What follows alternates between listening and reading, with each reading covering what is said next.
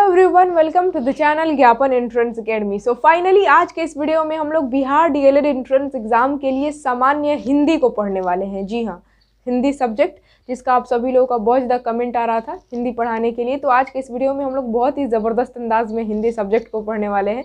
हिंदी का एक चैप्टर आप यूँ कह सकते हैं या फिर टॉपिक जिसका नाम है समास, जिससे लगभग 2-3 क्वेश्चन आप लोगों के एग्जाम में हर बार पूछे जाते हैं। आप लोग प्रीवियस ईयर क्वेश्चन पेपर उठा कर देखिए, समाज से 2-3 क्वेश्चन, मतलब ज़्यादातर 2 क्वेश्चन पूछे जाते हैं, कभी कभी 3 पूछ दिए जाते हैं। तो आप यूँ कह सकते हैं कि समाज से 2-3 क्वेश्चन तो पक्का है कि पूछे जाते हैं। और आज की इस वीडियो को देख लेते हैं तो समाज से एक भी क्वेश्चन आप लोगों का नहीं छूटेगा। तो आज के इस वीडियो में हम लोग समास को समझने वाले हैं, समास को पहचानने का ट्रिक जानेंगे और उसी ट्रिक के आधार पर पिछले साल के जितने भी क्वेश्चन समाज से पूछे गए हैं वो सभी क्वेश्चन को बनाएंगे आज के इस वीडियो में। तो आज का ये वीडियो काफ़ी इंपॉर्टेंट है, अंत तक बिना स्किप किए देखिएगा और हर एक पॉइंट को ध्यान से समझिएगा ताकि आप लोग समाज को समझ सके, समाज को पहचानने का ट्रिक जान सके और उस ट्रिक के आधार पर ये सारे क्वेश्चन जो कि पिछले साल पूछे गए हैं उसको बना सके। तो चलिए स्टार्ट करते हैं आज के इस वीडियो को। सबसे पहले समझते हैं कि समास क्या है। देखिए, जब दो या दो से अधिक शब्द आपस में मिलकर एक नया शब्द बना ले तो उसको कहा जाता है समास। मतलब वो अपने विभक्ति चिन्ह को छोड़कर आपस में मिल जाए और नया शब्द बना ले तो उसको कहते हैं समास। एग्जाम्पल लेकर समझते हैं। मुझे पता है कि अभी जो मैं बोली इसका मतलब आप लोगों को नहीं समझ में आया होगा।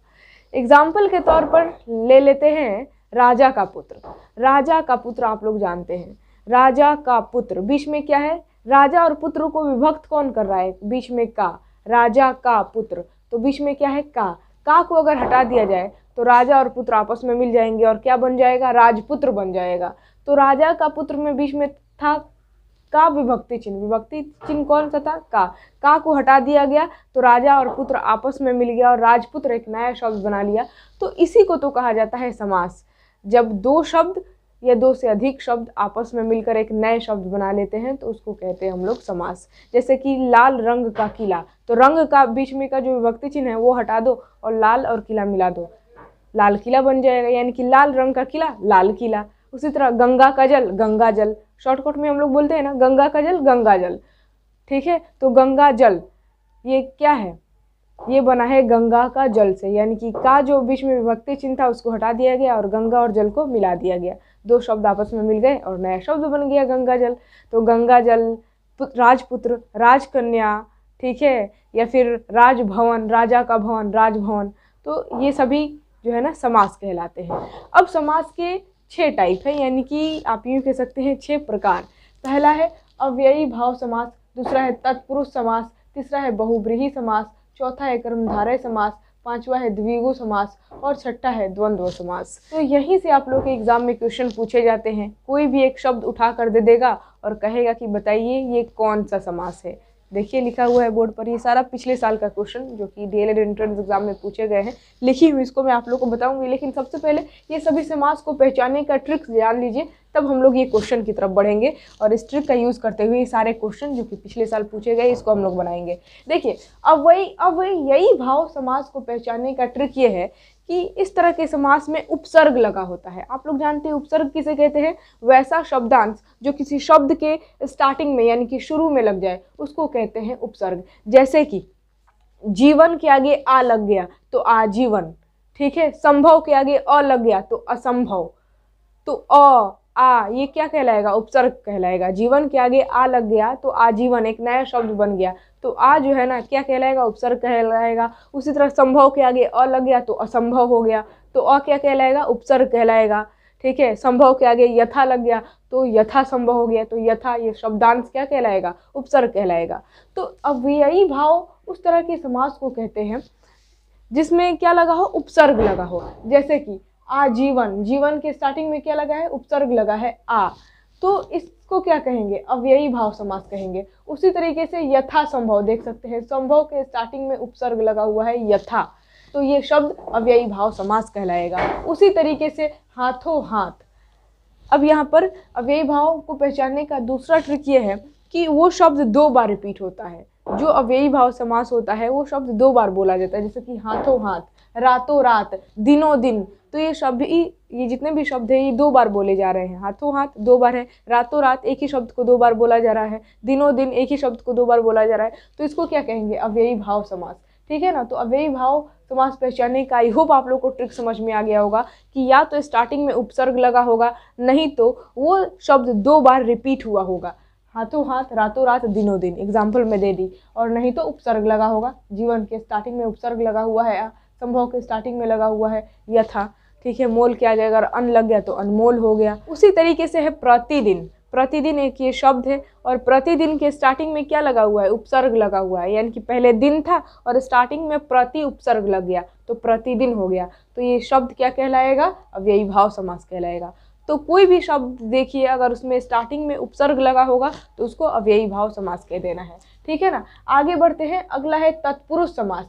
तत्पुरुष समास किसे कहते हैं, जिसमें आपको कारक दिखाई दे, जैसे कि राजपुत्र है ना, तो राजपुत्र को तोड़िए, राजा का पुत्र, राजपुत्र कैसे बना है, इसको तोड़िए, राजा का पुत्र से राजपुत्र बना है, तो राजपुत्र को तोड़ा जा रहा है तो बीच में का कारक आ रहा है, राजा का पुत्र, यानी कि का आ रहा है बीच में, राजा और पुत्र के बीच में क्या आ रहा है, का, राजा का पुत्र, तो तोड़ने पर बीच में कारक आता है, या तो का आएगा, के लिए आएगा, नहीं तो से आएगा, ठीक है।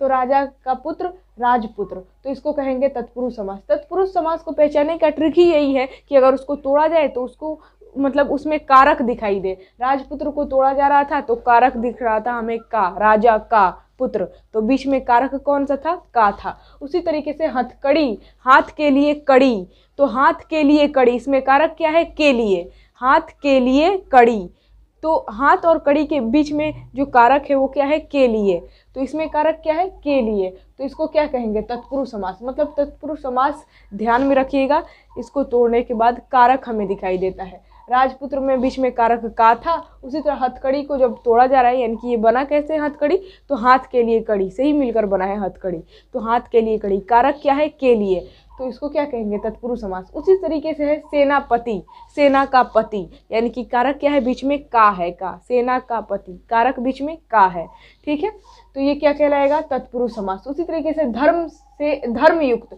तो धर्मयुक्त कैसे बना है, धर्म से युक्त, तो बीच में कारक क्या है, से, धर्म से युक्त, तो कारक से है, ठीक है, तोड़ने पर हमें कौन सा कारक मिल रहा है, से, तो इसको क्या कहेंगे, इसको कहेंगे तत्पुरुष समास, जिसको तोड़ने के बाद हमें कारक मिले, या तो का रहेगा, के लिए रहेगा, से रहेगा, इसी तरीके से कारक देखने को। मृग नयनी, मृग के समान नयन, ठीक है, तो ये भी क्या कहलाएगा, तत्पुरुष समास कहलाएगा। तो आई होप आप लोगों को तत्पुरुष समझ में आ गया होगा, अव्ययी भाव समझ में आ गया होगा। आगे बढ़ते हैं, बहुब्रीहि समास। बहुब्रीहि समास किसे कहते हैं, ध्यान से सुनिएगा, जिसके दोनों पद प्रधान न होकर कोई तीसरा पद प्रधान होता है, उसको कहते हैं हम लोग बहुब्रीहि समास। जैसे कि लंबोदर, लंबोदर आप देख सकते हैं, लंबोदर यानी कि लंबा हो उधर जिसका, लंबा हो उधर जिसका। अब किसका लंबा उधर होता है, किसका लंबा उधर होता है, तो आप लोग जानते हैं गणेश जी का। यानी कि लंबोदर जो है ना, ये जो शब्द है हमें किसी दूसरे शब्द की तरफ इशारा कर रहा है, दूसरे पद की तरफ। लंबा है उधर जिसका, किसका होता है, गणेश जी का। यानी कि इस शब्द से हमें कोई तीसरा अर्थ निकल रहा है, तीसरा मीनिंग निकल रहा है, गणेश जी। तो इस तरह के शब्द को क्या कहेंगे, बहुब्रीहि समास। उसी तरीके से पंचानन, पंच यानी कि 5 है, आनंद जिसका यानी कि सर, किसको कहा जाता है, हनुमान जी को कहा जाता है। तो पंचानन ये जो शब्द है हमें किसी अन्य पद की तरफ इशारा कर रहा है, किसी दूसरे शब्द की तरफ, किसी दूसरे अर्थ की तरफ हमें लेकर जा रहा है, तो इसको क्या कहेंगे, इस शब्द को बहुब्रीहि समास कहेंगे। उसी तरीके से नीलकंठ, नीला कंठ हो जिसका, बताइए किसको कहा जाता है नीलकंठ, कमेंट में लिखकर बताना है, आप लोगों को पता होगा। आप लोग सोचिए और लिखकर कमेंट में बताइए, सही आंसर आप लोगों का होना चाहिए। मैं देखती हूँ कि आप लोग सही आंसर बता पाते हैं कि नहीं, ठीक है। तो नीलकंठ बहुब्रीहि समास हो जाएगा। उसी तरीके से दशानन, चक्रपाणी, दशानन जानते होंगे ना, दश है आनंद जिसका यानी कि 10 सिर वाला, रावण को कहा जाता है। तो दशानन ये शब्द जो है ना हमें किसी दूसरे अन्य पद की तरफ इशारा कर रहा है, तो इसको क्या कहेंगे, बहुब्रीहि समास। उसी तरीके से चक्रपाणी भी क्या हो जाएगा, बहुब्रीहि समास हो जाएगा। तो आई होप आप लोग को बहुब्रीहि समास भी समझ में आ गया। कर्मधारय समास किसे कहते हैं, समझिए यहाँ पर। कर्मधारय समास में 2 पद होते हैं, जिसका पहला पद विशेषण और दूसरा पद विशेष्य होता है, उस तरह के शब्द को कहा जाता है कर्मधारय समास। एग्जाम्पल लेकर समझते हैं, जैसे कि नीलकमल, ये जो शब्द है नीलकमल, इसमें 2 पद है, पहला है नील और दूसरा है कमल। ठीक है। जिसकी विशेषता बताई जाए उसको कहा जाता है विशेष्य, और जिस शब्द के जरिए बताई जाए उसको कहा जाता है विशेषण। तो नीलकमल, कमल कैसा है? नीला है, नीला कमल को ही नीलकमल। तो कमल कैसा है? नीला है। हमें किस शब्द के जरिए पता चल रहा है कि कमल नीला है? तो इस नील शब्द के जरिए, तो इसको कहेंगे विशेषण। और किसकी विशेषता बताई जा रही है, किसकी क्वालिटी बताई जा रही है? तो कमल की, कमल को के बारे में ही तो बात हो रही है कि कमल कैसा है, तो नीला है, तो कमल की विशेषता बताई जा रही है। तो जिसकी विशेषता बताई जाए उसको विशेष्य कहा जाता है। तो कमल हो जाएगा विशेष्य और नील हो जाएगा विशेषण। ठीक है। तो इसमें दो पद दिख गया ना, विशेषण और विशेष्य। तो इस शब्द को क्या कहेंगे? कर्मधारय समास। तो यही है कर्मधारय समास को पहचानने का ट्रिक कि उसमें दो पद होते हैं, एक पद विशेषण और दूसरा पद विशेष्य होता है। तो उस तरह के समास को कहते हैं कर्मधारय समास। बस आप लोगों को देखना है शब्द में किसी की विशेषता तो नहीं बताई गई है ना, किसी की क्वालिटी तो नहीं बताई गई है ना। अगर बताई गई है तो उसको धीरे से कर्मधारय टिक कर देना है। ठीक है ना। जैसे कि महात्मा, महान आत्मा, आत्मा कैसा है? महान है, उसी को महात्मा कहा जाता है। महान आत्मा से ही महात्मा बना है। तो महाआत्मा मतलब क्या? आत्मा महान, महान आत्मा। तो आत्मा की विशेषता बताई गई है महान शब्द के जरिए। तो महान शब्द हो जाएगा विशेषण, और किसकी विशेषता बताई गई है? आत्मा की। तो आत्मा हो जाएगा विशेष्य। तो महान आत्मा है, इसमें दो पद है, महान और आत्मा। महान विशेषण और आत्मा विशेष्य। तो इस शब्द को क्या कहेंगे? कर्मधारय समास कहेंगे। उसी तरीके से देखिए नर सिंह, सिंह कैसा है? नर, नर सिंह के जैसा। ठीक है, यानी कि सिंह है, सिंह कैसा है? नर है। तो इसको क्या कहेंगे? कर्मधारय समास, यानी कि क्वालिटी बताई गई है सिंह की।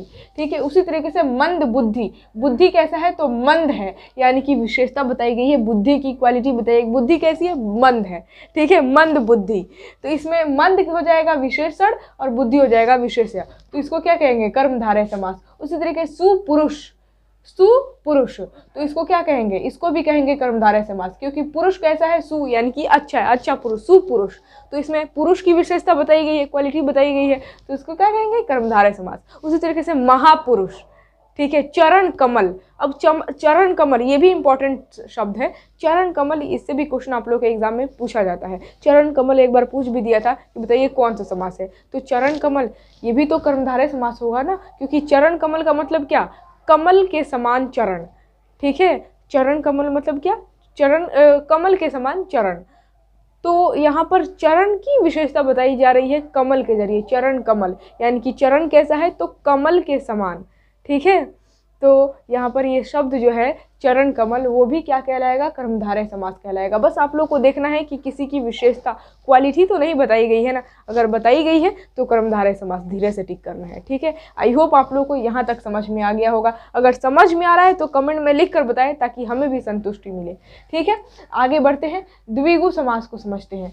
ये आप लोग जानते भी होंगे, द्विगु समास, क्योंकि स्टार्टिंग में ही द्वि लगा है, यानी कि द्वि मतलब दो, दो एक संख्या है। तो इससे आप लोग याद किए होंगे कि जो पद संख्यावाचक हो उसको कहते हैं द्विगु समास। तो बिल्कुल सही बात है। ये तो बहुत आसान है, मतलब जिस शब्द में आप लोग को संख्या दिखाई दे, जैसे कि त्रिभुज, त्रिभुज, त्रि मतलब तीन, तीन, त्रिभुज का मतलब जिसमें तीन भुजा हो, यानी कि तीन संख्या दिखाई दे रहा है ना। तो जिस शब्द में संख्या दिखाई दे उसको कह देना है द्विगु समास। उसी तरह से पंच, वही पंच का मतलब क्या? पांच, संख्या दिखाई दे दिया, बस इसको द्विगु समास टिक कर दीजिए। वही है पहचानने का ट्रिक। द्विगु मतलब दो, और दो एक संख्या है। तो जिस शब्द में आप लोग को संख्या दिखाई दे, यानी कि जो पद संख्यावाचक हो, उसको कह देंगे द्विगु समास। नवरात्र, नौ क्या है? नौ मतलब संख्या दिखाई दे रहा है, तो इसको क्या कहेंगे? द्विगु समास। उसी तरीके से चतुर्भुज, चतुर्भुज इसमें क्या दिख रहा है? चतुर्भुज, यानी कि चार भुजा, तो चार इसमें संख्या है तो द्विगु समास। उसी तरीके से त्रिनेत्र, नवरात्र, तो त्रि मतलब तीन संख्या दिखाई दे रहा है, नवरात्र नौ संख्या दिखाई दे रहा है, तो इसको कहेंगे द्विगु समास। ठीक है ना।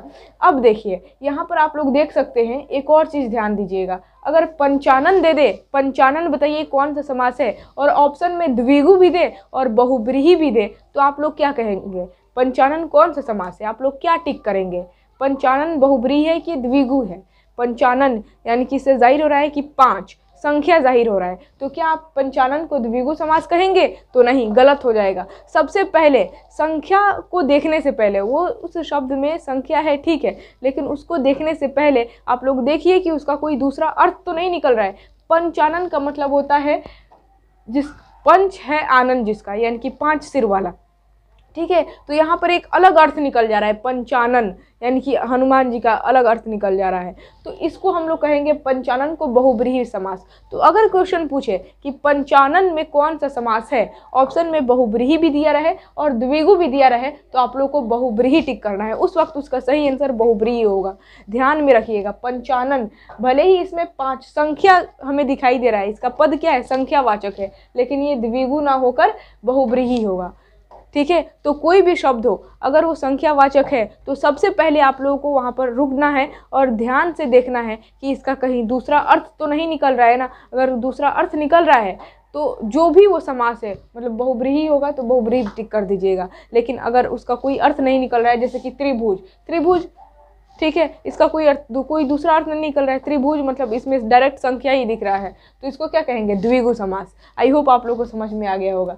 आगे बढ़ते हैं, द्वंद्व समास किसे कहते हैं, ये तो बहुत ज़्यादा आसान है। द्वंद्व समास वैसे शब्द को कहा जाता है जो एक दूसरे के विपरीत हो, यानी कि जिसके दोनों पद एक दूसरे के विपरीत हो, उल्टा हो, ठीक है, और उनके बीच में डैश लगा हो, उस तरह के शब्द को कहा जाता है द्वंद्व समास। जैसे कि देखिए, भला बुरा, भला और उसका विपरीत यानी कि उल्टा अपोजिट क्या होगा, बुरा, तो भला बुरा, इनके बीच में क्या है, डैश है।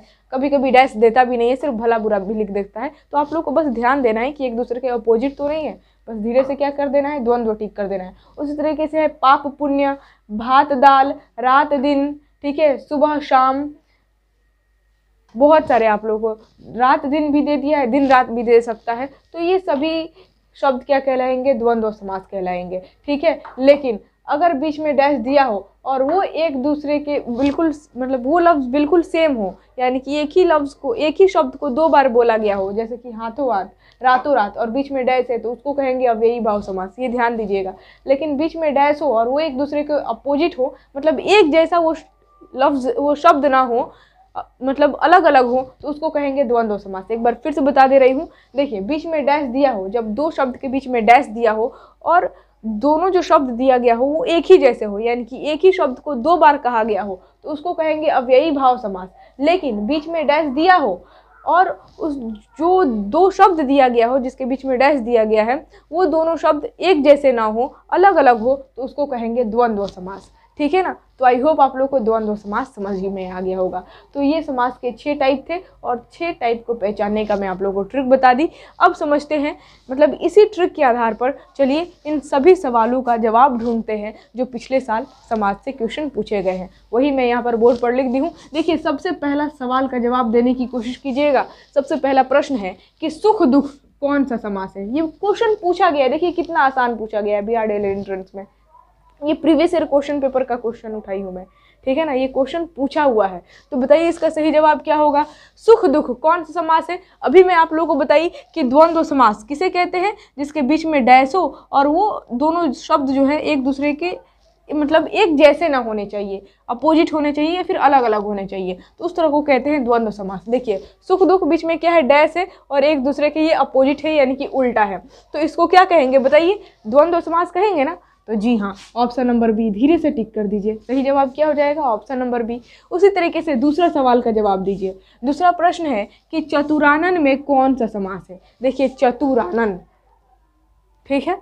अब यहाँ पर ध्यान दीजिए, इसका सही जवाब क्या होगा, चतुरानन में कौन सा समास है। इसमें चतु यानी कि 4 संख्या तो दिख रहा है, लेकिन अभी संख्या पर मत जाइए। संख्या जिसमें होता है उसको तो हम लोग द्विगु समास कहते हैं, लेकिन अभी रुकिए, अभी ध्यान दीजिए कि चतुरानन, कहीं इसका कोई दूसरा अर्थ तो नहीं निकल रहा है। चतुरानन यानी कि 4 है आनंद जिसका, यानी कि हाँ, इसका कोई दूसरा अर्थ निकल रहा है। आप लोग जानते हैं, दोनों पद को छोड़कर किसी अन्य पद की तरफ, यानी कि दोनों पद के अलावा किसी अन्य पद की प्रधानता हो जिस शब्द में, उसको कहा जाता है बहुब्रीहि समास।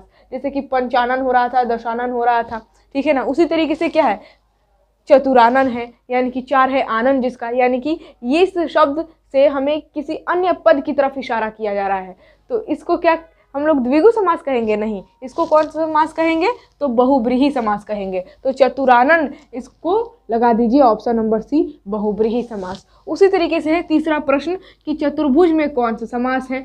चतुर्भुज, देखिए यहाँ चतुर्भुज को आप लोग क्योंकि चतुर्भुज संख्या दिख रहा है 4, चतुर्भुज यानी कि 4 संख्या दिख रहा है, तो आप इसको द्विगु समास भी कह सकते हैं। और चतुर्भुज यानी कि 4 है भुजाएं जिसकी, तो आप इसको बहुब्रीहि भी समास कह सकते हैं। लेकिन ऑप्शन में कहीं पर भी बहुब्रीहि समास नहीं दिख रहा है, ऑप्शन में द्विगु समास दिख रहा है, तो इसको द्विगु समास धीरे से टिक कर दीजिए। अगर द्विगु समास नहीं दिया रहता और बहुब्रीहि समास दिया रहता तो बेशक नो डाउट आप लोग बहुब्रीहि समास लगाते, ठीक है, क्योंकि चतुर्भुज ऐसा शब्द है जो कि द्विगु समास भी है और बहुब्रीहि समास भी है, ठीक है।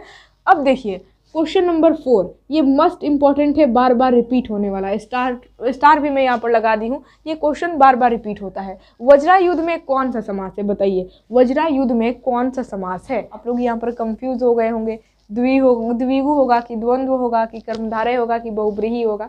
तो जी हाँ, इसका ऑप्शन नंबर डी हो जाएगा बहुब्रीहि समास, क्योंकि वज्रायुध कहा जाता है किसको, तो विष्णु जी को।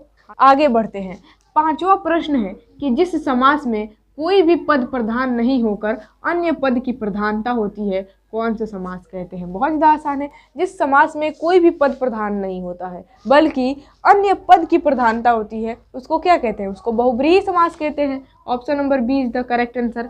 6 और 7 का आप लोग बताइएगा कमेंट में। धनहीन में कौन सा समास है, बताइए। ऑप्शन ए में है द्विगु, बी में है द्वंद्व, सी में है तत्पुरुष और डी में है कर्मधारय। धनहीन यानी कि धन से हीन, क्या आ रहा है, कारक आ रहा है ना, तो इसका सही जवाब ऑप्शन नंबर सी तत्पुरुष हो जाएगा, ठीक है। 7वां का आप लोग बताइए फटाफट।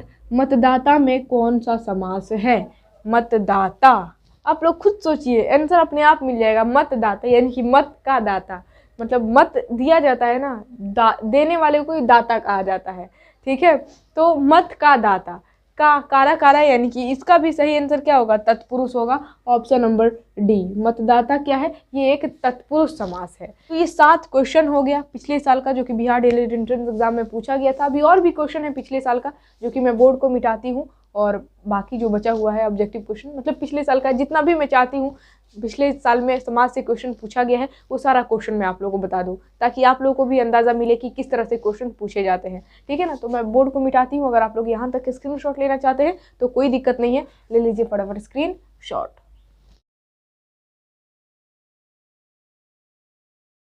अब आइए हम लोग आगे बढ़ते हैं। मैं फिर से यहाँ पर क्वेश्चन लिख दी हूँ और उसी ट्रिक का यूज़ करते हुए आप लोगों को ये सारे सवाल का जवाब देना है। देखिए 8 नंबर प्रश्न है कि प्रतिकूल में कौन सा समास है। ऑप्शन ए में है द्वंद्व, बी में है कर्मधारय, सी में अव्ययी भाव समास और डी में है द्विगु समास। बताइए प्रतिकूल यानी कि कुल के आगे प्रति लगे, उपसर्ग लगा है। तो मैं आप लोगों को बताई थी ना कि जिस शब्द में आप लोगों को दिखाई दे कि उपसर्ग लगा हो उसको अव्ययी भाव समास लगा देना है। तो इसका सही आंसर क्या होगा, ऑप्शन नंबर सी, अव्ययी भाव समास। प्रतिकूल में कौन सा समास है, तो अव्ययी भाव समास है। उसी तरह क्वेश्चन नंबर 9 देखिए, जिस समास का पहला पद संख्यावाचक होता है यह कौन सा समास है। पूछा हुआ क्वेश्चन है, बताइए। जिस समास का पहला पद संख्यावाचक होता है उसको कौन सा समास कहते हैं। मैं बताई थी ना, द्विगु, द्वि मतलब दो, दो एक क्या है, संख्या है, तो ऑप्शन नंबर बी द्विगु समास कहलाता है। उसी तरीके से 10वां प्रश्न है कि कर्मधारय समास का उदाहरण है। कर्मधारय समास का एग्जाम्पल आप लोगों को बताना है, इन चारों ऑप्शन में से कौन है। ऑप्शन ए में है नवग्रह, बी में है नव युवक, सी में है नवरात्रि और डी में उपर्युक्त सभी। कर्मधारय समास किसे कहते हैं, जिसमें 2 पद हो, पहला पद विशेषण, मतलब 2 पद हो और दोनों पद में से कोई एक पद विशेषण और दूसरा पद विशेष्य हो, तो उसको कहते हैं कर्मधारय समास। तो देखिए नवग्रह, ये इसमें तो कोई पद विशेषण दिख नहीं रहा है, इसमें भी नहीं दिख रहा है। नव युवक, हाँ युवक कैसा है, नव युवक, इसमें विशेषता बताई जा रही है, इसमें विशेष्य भी दिख रहा है और विशेषण भी दिख रहा है। तो जी हाँ, option number B is the correct answer, ठीक है।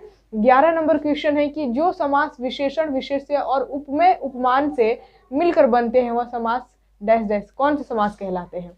तो जो समास में विशेषण और विशेष्य दिखाई दे दिया ना, उसको क्या कहते हैं, कर्मधारय समास कहते हैं। तो इसका ऑप्शन नंबर ए ही हो जाएगा सही जवाब। देखिए बहुत ज़्यादा आसान है, आप लोगों को 6 टाइप को पढ़ लिए, उस 6 टाइप को याद रखने का ट्रिक मैं आप लोगों को बताई दी, पहचानने का ट्रिक बता दी। अब कितना भी क्वेश्चन आ जाए आप लोग आसानी से बता सकते हैं। अब ये 3 क्वेश्चन मैं आप लोगों के लिए छोड़ रही हूँ, 12, 13 और 14, ठीक है। नगण्य शब्द में कौन सा समास होगा, बताइए। ऑप्शन ए में द्वंद्व, बी में तत्पुरुष, सी में द्विगु और डी में बहुब्रीहि। कमेंट में आंसर लिखकर आप लोग को बताना है। 13 में है 13 नंबर क्वेश्चन है कि आत्मविश्वास शब्द में समास होगा, कौन सा समास होगा, अव्ययी भाव की, तत्पुरुष की, द्वंद्व की, द्विगु।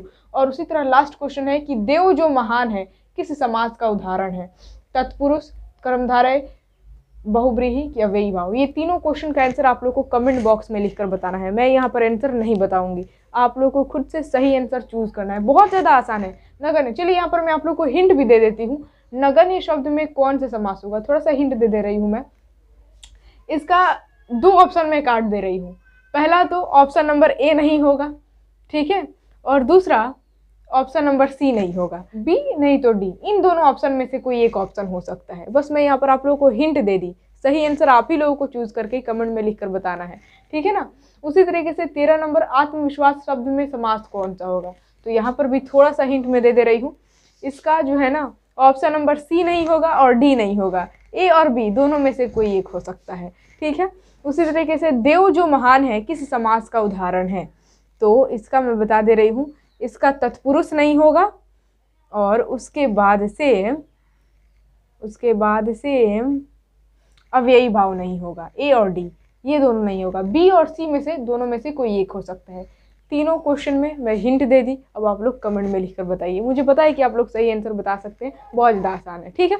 तो आई होप आप लोग को आज के इस वीडियो में मैं जो कुछ भी समझाई समझ में आया होगा, ट्रिक अच्छा लगा होगा, ठीक है ना, और क्वेश्चन बनाने में तो और भी ज़्यादा मज़ा आया होगा।